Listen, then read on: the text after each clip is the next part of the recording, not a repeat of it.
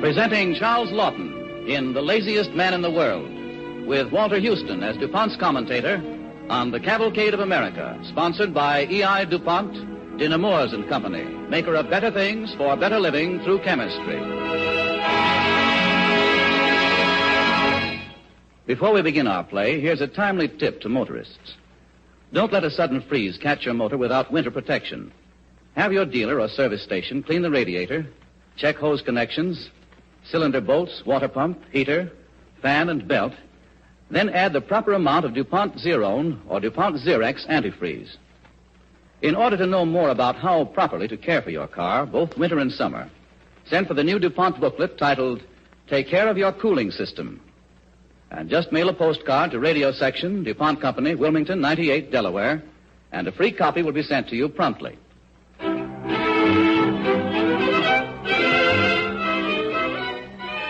Tonight, in Cavalcade's fall series of great stars in great radio plays, the DuPont Company presents Charles Lawton as Benjamin Franklin in The Laziest Man in the World. And now, to raise the curtain on this evening's play, here is your Cavalcade commentator, Walter Houston. Good evening. If you were to visit, as I do, the great motion picture studios here in Hollywood, you would find there is one actor who has portrayed the widest possible range of characters, some from history, some not. Heroes, rogues, great men, simple men. Men of all faces and temperaments. All have been played by tonight's distinguished Cavalcade star, Charles Lawton. And in Cavalcade's play, Mr. Lawton will portray a man who in real life played as many roles, who was a jack of all trades and master of them all. A diplomat, prophet, scientist, revolutionary statesman, wit, moralist, sage, writer, publisher. Called by some historians the greatest man the Western Hemisphere has ever produced, Benjamin Franklin. Yes, tonight Charles Lawton, the many-sided actor, portrays Ben Franklin, the many-sided man, in a thumbnail sketch of one phase of Franklin's life. For Ben Franklin was also the laziest man in the world, and readily admitted it. And it is the story of Ben Franklin's laziness we bring you in tonight's play. The DuPont Company presents Charles Lawton as Benjamin Franklin in The Laziest Man in the World, written by Eric Barnell, on the Cavalcade of America.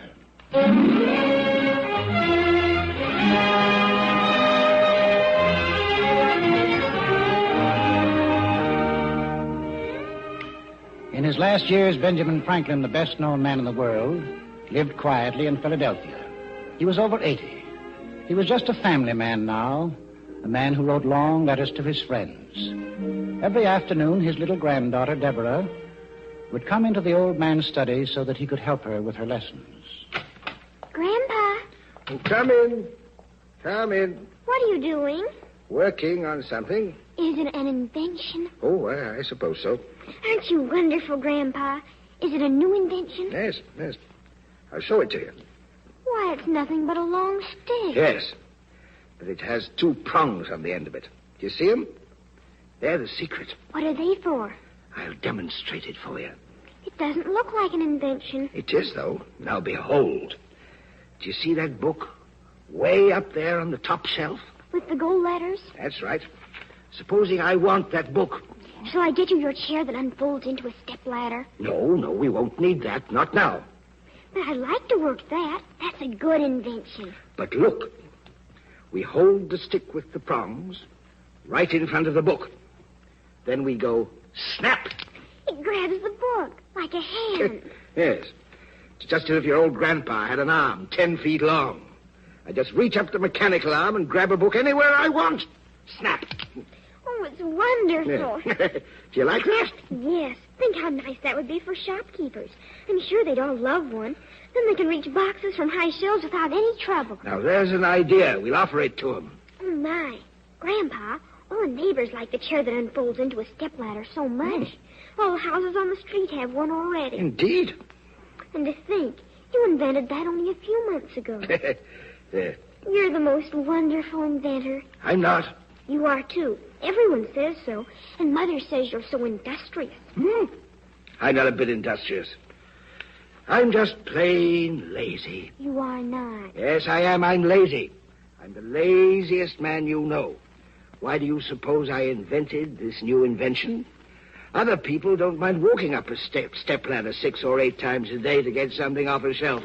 But I hate it. I'm so lazy I invented a way of getting around it. I don't see how you can really call that being lazy. Why, just think of all the inventions you've made. All right, you just think of them. I'll tell you a secret. Don't tell anyone.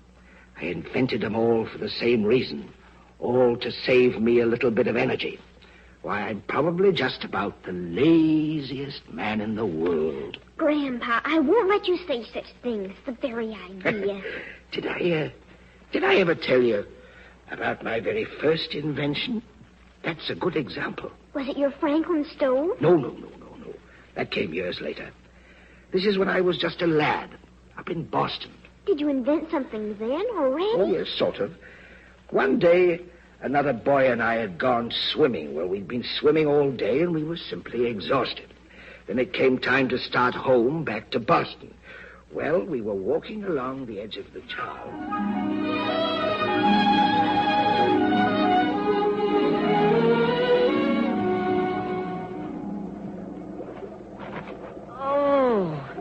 I wish we didn't have to walk all this way back.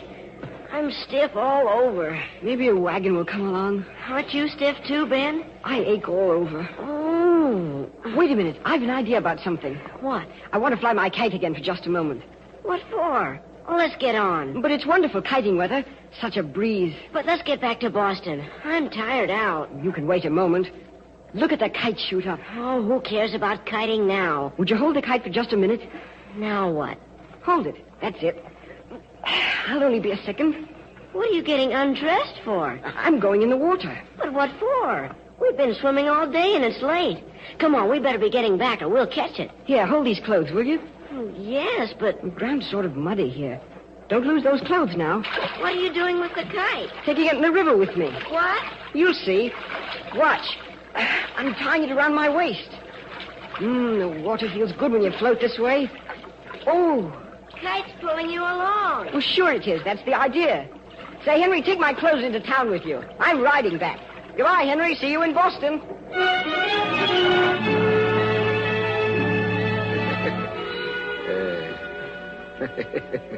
You see, Debbie, I had it even then, my incurable laziness. A lot of fun it was, too. I got back all right, but I had to go home without one of my stockings. Henry lost one on his way into town. Now, Grandpa, how can you keep saying you're lazy? Why, you've made up so many good mottos about how people should be industrious all the time. What do you know about my mottos? We have them on a calendar at school. Yeah. September was lost time is never found again. And October was the sleeping fox catches no poultry. And November was diligence is the mother of good luck. And December was... You know, making up mottos is the kind of work I like. You don't have to get out of an easy chair for that. You mustn't say things like that. Why, just think of all the work you did inventing your harmonica, and your stove, and your other inventions. No, that harmonica. I'll tell you about that. It's a good point. You see, when I was in London, trying to get the English to do away with some laws that weren't fair to the colonies, I stayed in a nice, cheerful house where an English family and their daughter looked after me. They spoiled me and fed me tremendously. Ooh. I became the lord of the household. One day we were having a jolly dinner when... What was that noise? Why, Mother, it sounded right in this room. Shh. How strange. Spirits, you think? Well, it does sound in this room, but where? Ghosts. I'm going to look in that cupboard. Mother, it can't be in there. Oh, Mother, what is it? My glassware. It's gone. All my best dinner glasses gone. Oh, but that's impossible. All except the ones on the table. They've been stolen. Would you let me reassure you? Dr. Franklin, what have you been up to? Dr. Franklin. Would you let me explain, Mrs. Martin? You see this glass on the table? When the rim of a fine glass is wet and the finger is passed gently around the rim, we get... Heavens! Do you notice that it's difficult to tell where the sound comes from? It seems all around us. And you were doing it right under our noses. Notice further that this glass has a slightly lower pitch than this one. Oh, yes. Why? Because it has more water in it. Now, where is all my glassware? If you will step into the next room, the concert is about to begin. Oh, I wonder what he please. Why, look at that. All my 36 glasses in a long row. And you have a different amount of water in each glass. Now, what would you like? Scottish air? A minuet? What amuses you? Dr. Franklin, are you going to run up and down that long row of glasses? Have I eaten so prodigiously in this house that the very thought of my running is laughable? Well, try it. Polly, don't be rude. I said nothing, Mother. A Scottish air. Mrs. Martin, your glassware is safe. Nothing will be broken. Oh, Doctor.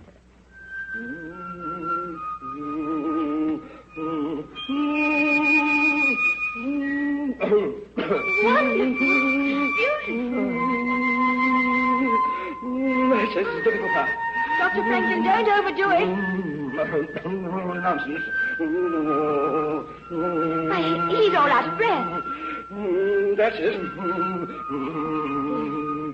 Doctor, you're getting all red. Dear, I'm afraid he'll have apoplexy. Do you have to gallop up and down so? Mother has to play the notes when I know them. I'm quite all right. Oh, dear. Oh, stop. Please, just don't go on, please. No use.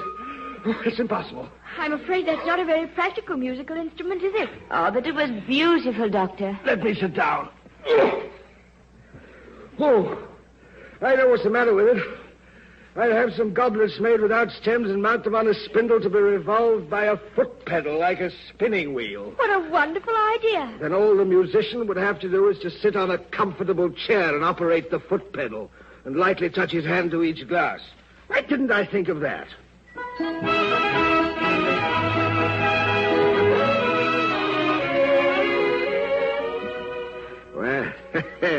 Well, within a few years, Deborah, they were playing the harmonica all over Europe. Why, they played it for the Empress at the court in Vienna. But it was all my laziness. You're teasing me. What makes you think so? Debbie, do you remember these funny spectacles that I invented? What are they for? Well, I used to have 2 pairs of glasses, one for reading and writing and one for distant prospects. But I like to look out of the window now and then while I'm working, and it vexed me dreadfully to have to change my glasses all the time. I was always putting on one pair of glasses and taking off another. Why, I got so exasperated I invented these. Those funny ones? You see that each lens has 2 different focuses, that the lower part is for reading and the upper part is for distance. Now I don't have to change glasses at all. My, I guess perhaps you are lazy, all right, Grandpa. That is very puzzling, because every time I see you, you're working hard on something. And Mother keeps telling me how you used to spend just hours and days working on electricity. Electricity? Oh, that's a long, roundabout story. Those electrical bottles and batteries and things. Oh, I can explain that all right. Did anyone ever tell you about the electric Christmas party we had one year? No. Well, that's a good place to begin. One day, we invited our neighbors and friends for a demonstration, but it was also a party, an electricity party.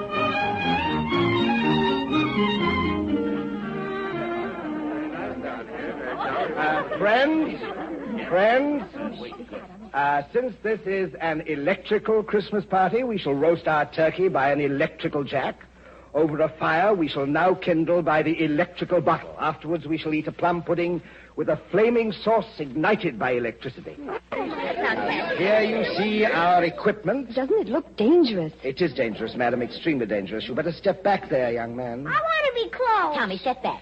It's a good idea not to be too intimate with this machine unless you've had a good deal of experience with it. I caution you all to be very careful, not to touch the positive and negative connections at the same moment. What would happen if we did? I have not experimented, sir. It would hardly seem wise. Step back, Tommy. Oh. Step back, I said. We are ready to proceed. The electrical fluid will leap from the positive here across this gap, igniting the tinder for our fire. Will we see anything? You will see a flash of electrical fire, sir. Oh, my. Now then, we take the negative connection and...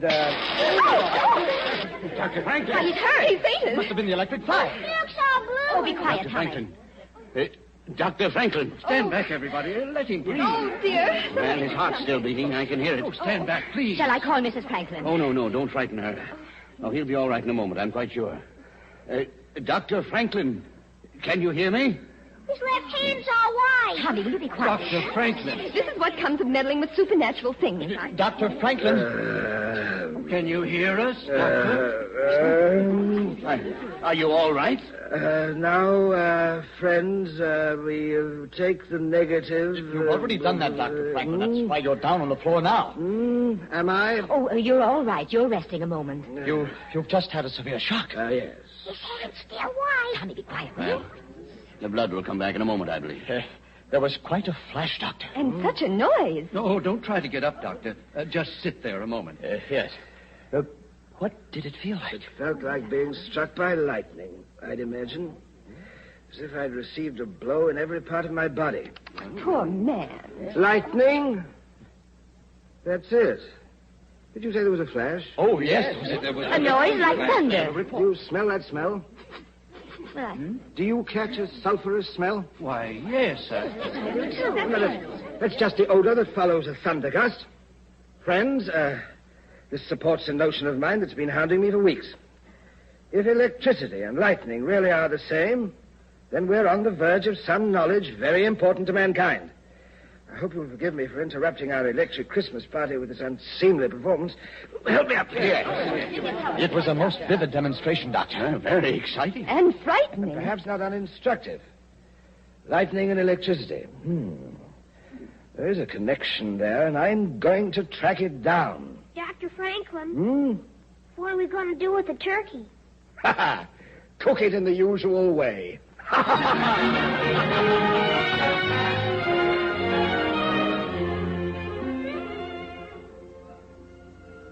You are listening to Charles Lawton as Benjamin Franklin in The Laziest Man in the World on the Cavalcade of America, sponsored by E.I. DuPont de Nemours and Company, maker of better things for better living through chemistry.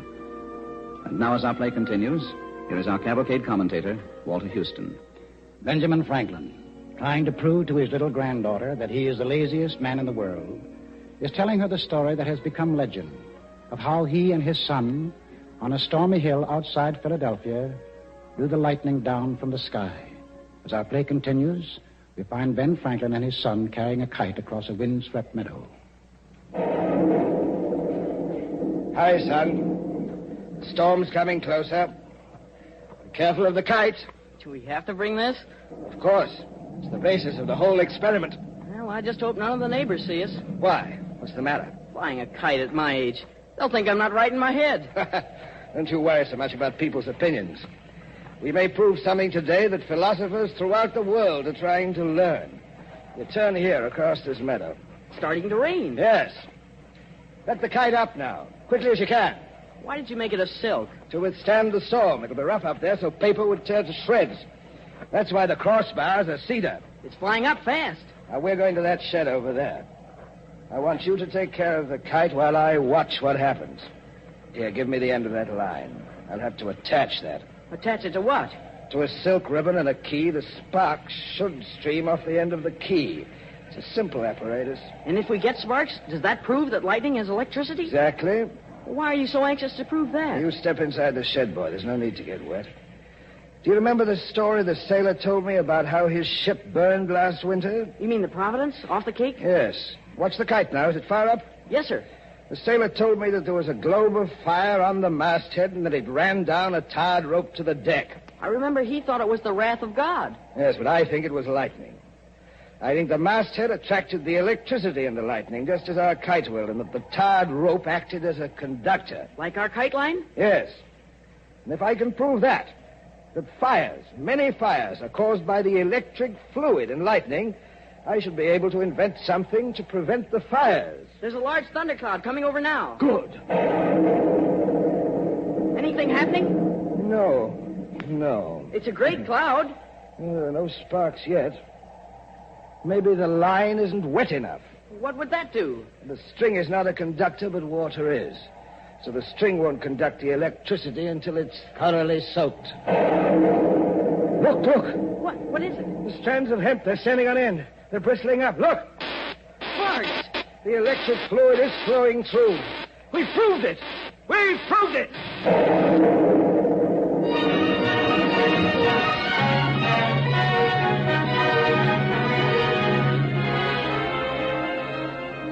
And I guess you remember the rest, Debbie. Once I'd proved that, I knew how to save thousands of people's homes and churches and public buildings from being struck by lightning. Lightning rods. Lightning rods to conduct the electric fluid into the ground. Did you invent the lightning rod out of laziness too, Grandpa? Of course, of course. You think I'm joking, don't you? I don't know. Well, I'm not exactly. With lightning rods, I made a lot of people's lives safer and more comfortable. You know, I organized a fire department here in Philadelphia, and whenever any home was struck by lightning, we'd rush with our leather buckets to try to save lives and property. We were often too late. Well, we don't have to do that anymore. Now, when a thunder gust comes in the middle of the night, you wake up for a moment and think, doesn't that sound good? Then you go back to sleep again, don't you? I like to hear it thunder when I'm in bed. Most people do nowadays, because now they're safe. And so I did my bit to help everybody be a little lazier. You don't really mean lazy, do you? You mean comfortable and happy. Ah, Debbie, you understand. I thought you did. You know, I think people are very important, don't you? You're important. Everybody's important. Much too important to spend their time climbing up and down ladders all day. Why, that kind of thing makes a man a slave, and he's not a slave. One of these days, nobody will be a slave. Because, well, man can invent things to do those jobs for him. You mean you can, Grandpa? Well, Debbie, in all my inventions, I was trying to make man free of a certain slavery and drudgery. To make extra hands for him and arms that could reach everywhere. To give men freedom and power so they could go on and make a better world. Then nobody would have anything to do, Grandpa. They'd all be like kings. Kings are all right, Debbie, provided that everybody can be one. And they will be kings someday. Kings of the material world. Yes. I believe that. I believe that. Well, now, it's time we got around to your lesson, isn't it? If you like. What do we have to do today? I have to spell words from Webster's Speller. Let me see that list. Let's hear you spell some of these words. Try this one. Tomorrow. Tomorrow? T-O-M-O-R-R-O-W.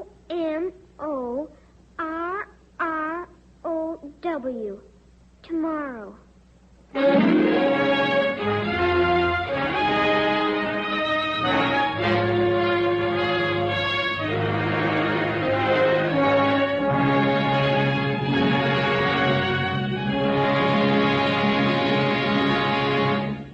Thanks to you, Charles Lawton, and to all members of Cavalcade's cast for this evening's pleasant insight into the life of a great American.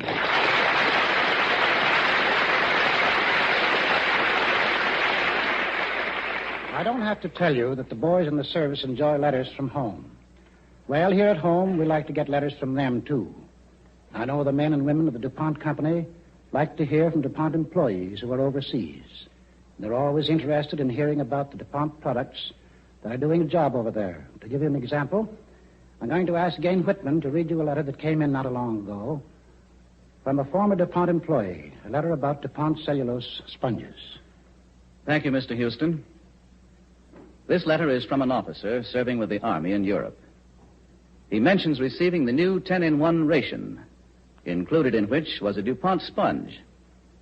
Here's what he has to say about these sponges made by chemical science. What do I use them for?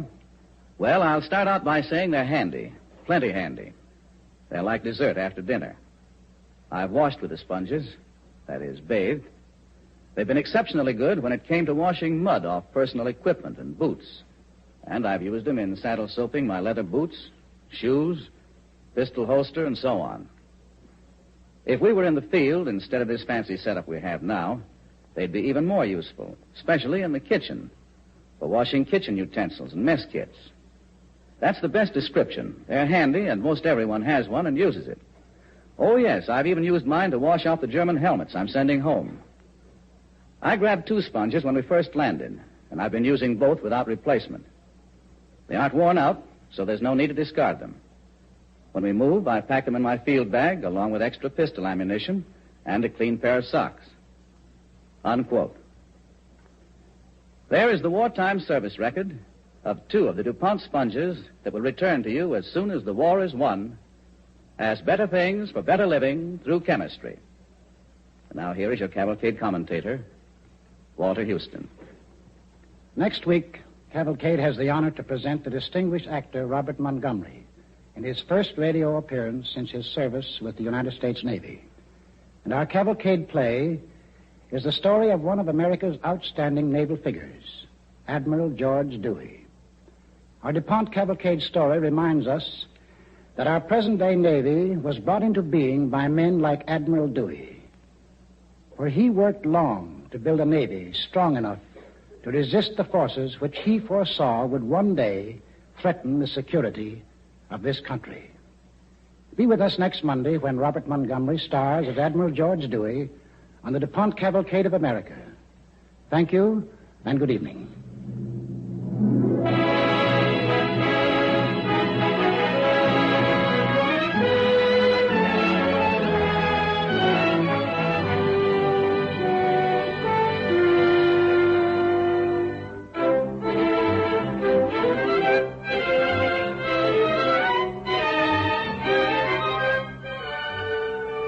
Imagine if your family's dinner were to cost you $25 every night. That may sound ridiculous, but it isn't.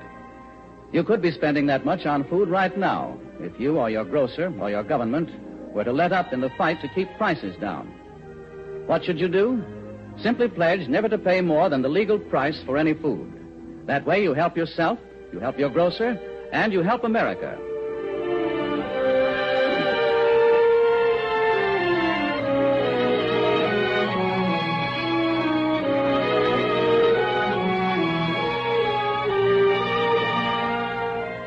The role of Deborah, Benjamin Franklin's granddaughter, was played by Eleanor Taylor. The musical glasses were played by Harry Powers. The music on tonight's Cavalcade was composed and conducted by Robert Armbruster. This is Gain Whitman sending best wishes from Cavalcade sponsor, E.I. DuPont, Dinamores and Company of Wilmington, Delaware, who invite you to be with us next week to hear Robert Montgomery in The Admiral.